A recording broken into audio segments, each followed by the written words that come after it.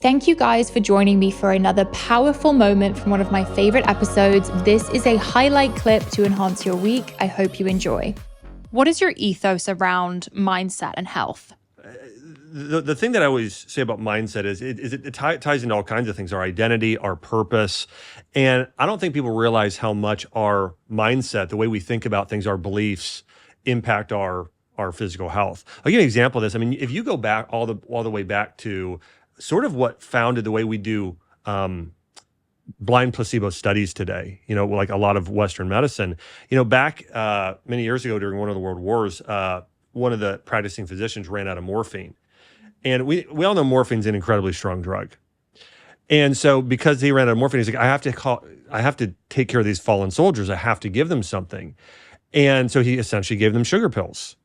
Well, the crazy part was about 30 to 40% of them saw almost the exact same pain relief from these sugar pills as they would have given morphine. And that's think about that your own body can produce the same neurochemicals to numb pain as morphine.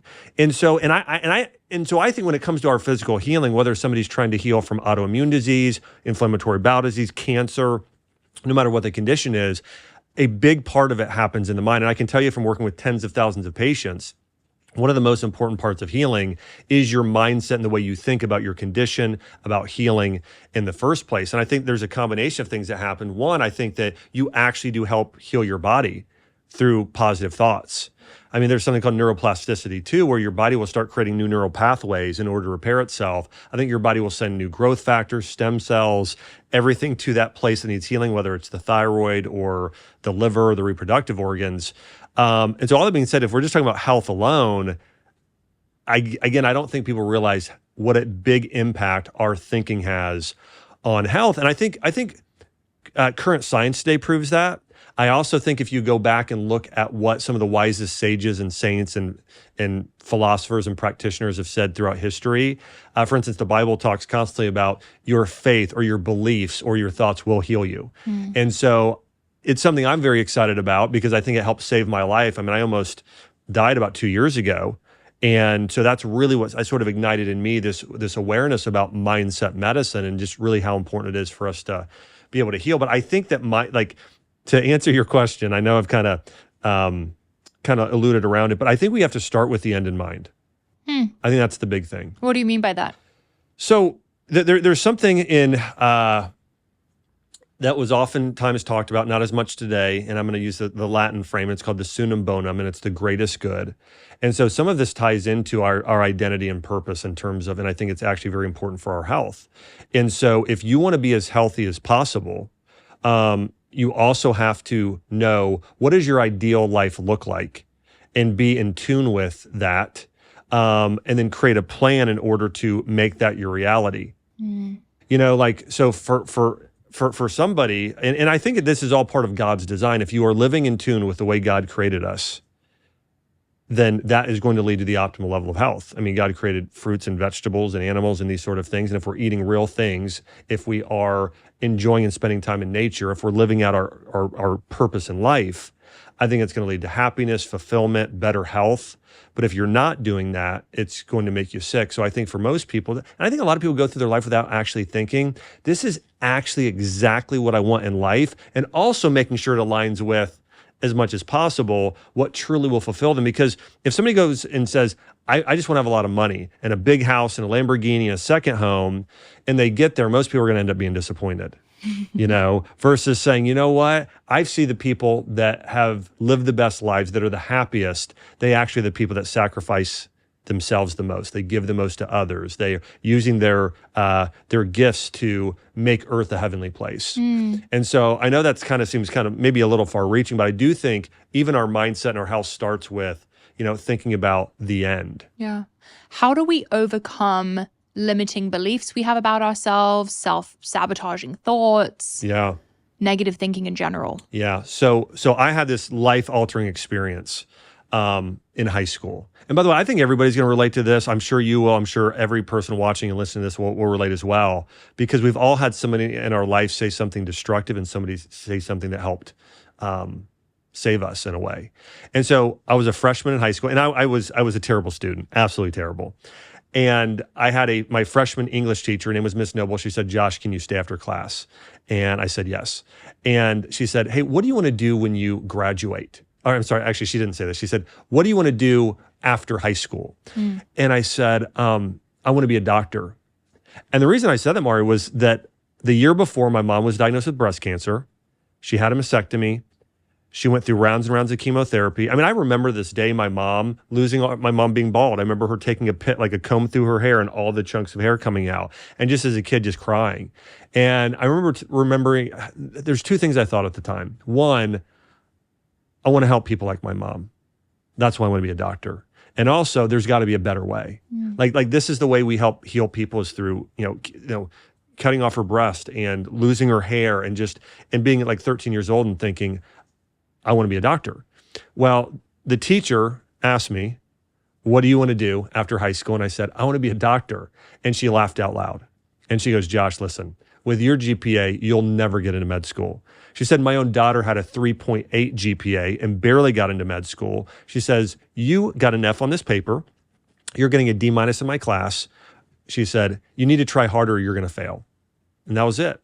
And when I walked out of that room, what I thought to myself was, again, being a junior high kid, I thought, well, I can't be a doctor now. I'm not going to get good enough grades.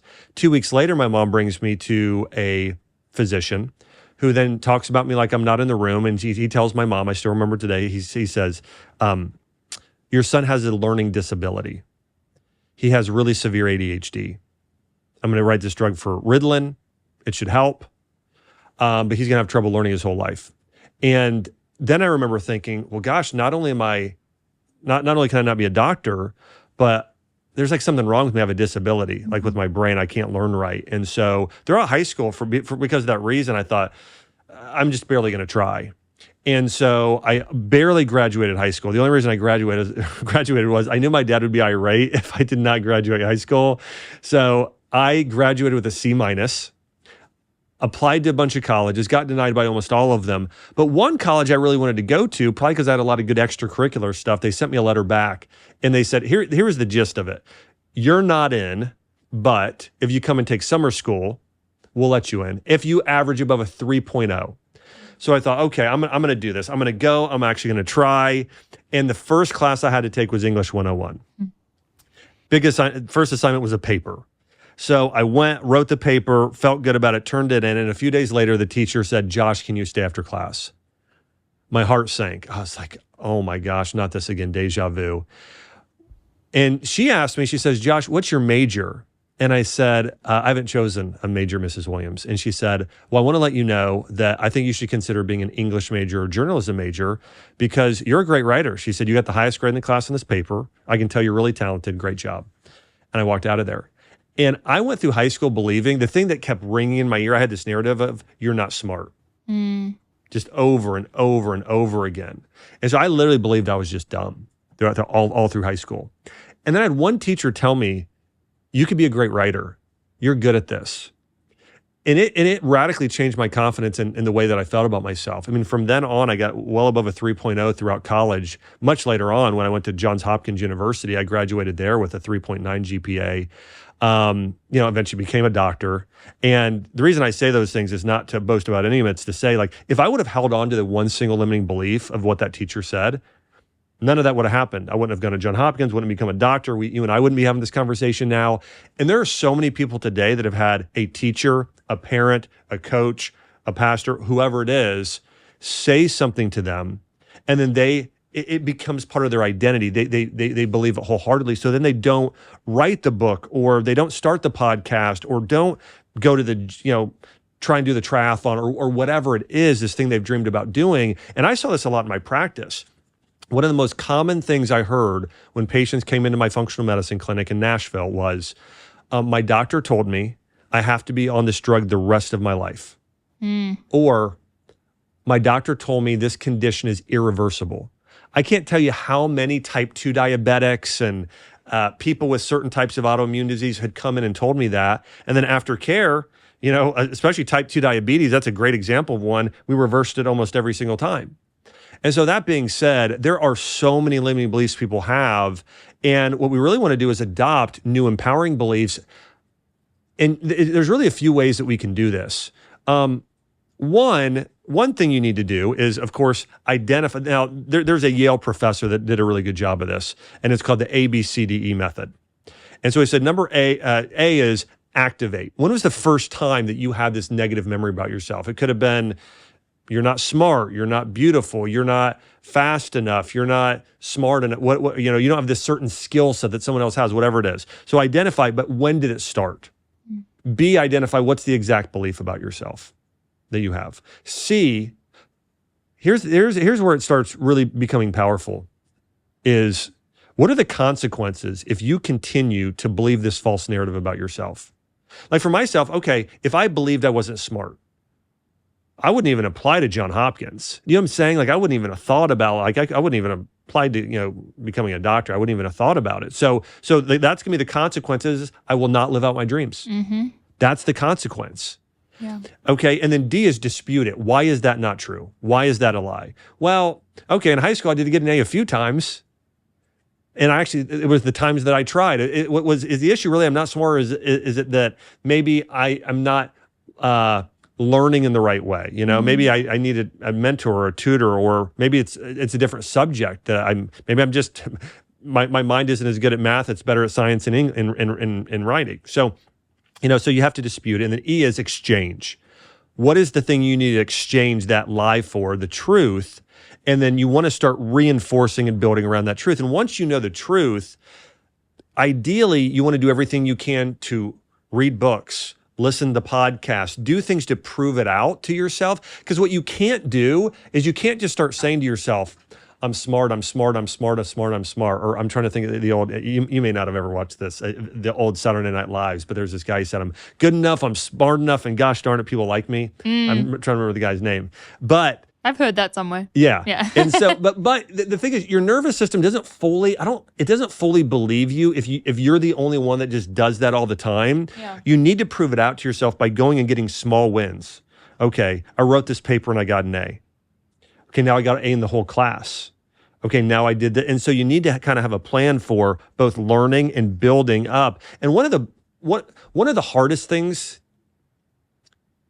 to have happen, but one of the most important things in reinforcing your identity, is having somebody that's you admire confirm that truth. There's a quote that I love. Actually, it's out of the book, The Lord of the Rings. It's a quote by J.R.R. Tolkien. And it's this: the praise of the praiseworthy is above all rewards.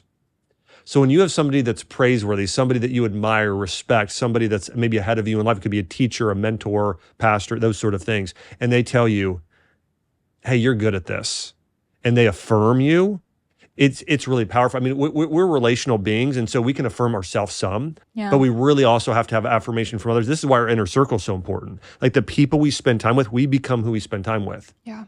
And so picking your mentors, pursuing mentors, having those people around us, I think that's another thing that people need to be conscious of in order to help start to build a stronger identity and overcome these limiting beliefs. Thanks for listening to this powerful moment. If you want to hear the full episode, click the link in the show notes.